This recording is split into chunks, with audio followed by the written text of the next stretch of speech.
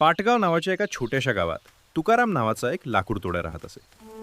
त्याची घरची परिस्थिती अत्यंत गरिबीची होती. तो दिवसभर जंगलात जाऊन लाकडे तोडायचा आणि ती विकून आपल्या कुटुंबाचा उदरनिर्वाह करायचा. गरिबीमुळे त्याच्यावर गावातील काही श्रीमंत लोकांचे कर्जही झाले होते. एके दिवशी तुकाराम नेहमीप्रमाणे लाकडे तोडण्यासाठी जंगलात गेला. त्याच्या हातात त्याची जुनी लोखंडी कुऱ्हाड होती. जंगलात फिरता फिरता तो एका मोठ्या नदीकाठावर असलेल्या झाडापाशी पोहोचला. त्याने देवाचं नाव घेतले आणि झाडावर कुऱ्हाडीने घाव घालण्यास सुरुवात केली. पण अचानक काम करत असताना त्याच्या हातातून कुऱ्हाड निसटली आणि थेट खोल नदीत पडली. यह क्या हुआ?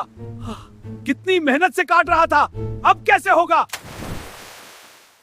तुकाराम खूप घाबरला आणि रडू लागला, कारण ती एकच कुऱ्हाड त्याच्या जगण्याचं साधन होती.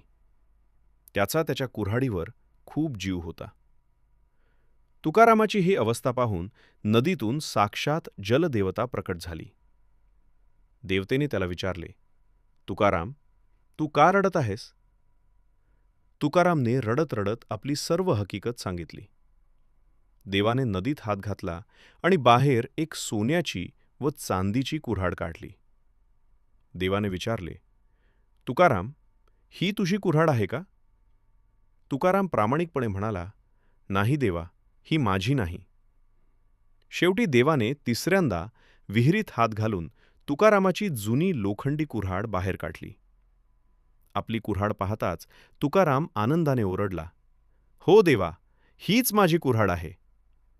तुकारामचा हा प्रामाणिकपणा पाहून देव खूप प्रसन्न झाला. त्याने तुकारामची लोखंडी कुऱ्हाड तर दिलीच, पण सोबतच सोन्याची आणि चांदीची कुऱ्हाड देखील भेट म्हणून दिली.